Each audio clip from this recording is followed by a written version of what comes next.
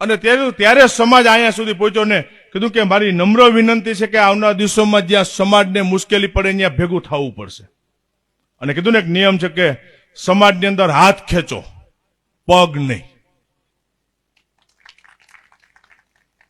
જરૂર પડે ત્યાં સમાજના લોકોનો હાથ ખેંચો, ઉપર લઈ આવો, પગ નહીં. અત્યારે તમે જોતા હોવ છો કે સમયમાં જેવો આમ બરાબર આગેવાન એટલે સુધી પહોંચો એટલે પગ ખેંચીને પાડી દે એકવાર. મેં અગાઉ મારા પ્રવચનમાં ઘણી વખત કીધું છે કે આ સમાજની કમનસીબી છે કે સરદાર વલ્લભભાઈ પટેલ પછી આટલા વર્ષોમાં આ પાટીદાર સમાજને બીજા સરદાર નથી મળ્યા કે જે જગ્યા ઉપર તમારો વિરોધ થાય એટલે માનવાનું કે તમે પ્રગતિના પંથે આગળ વધી રહ્યા છો. ત્યાં તમે સોળે કલાએ તમારો સૂરજ અત્યારે આગળ વધી રહ્યો છે અને વિરોધ એનો જ થાય ને.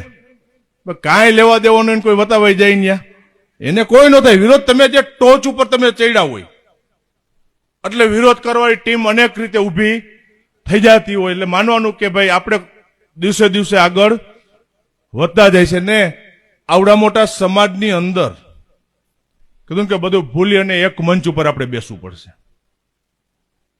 એક મંચ ઉપર સમાજની જે જરૂરિયાત હોય ત્યાં ઊભું રહી જવાનું.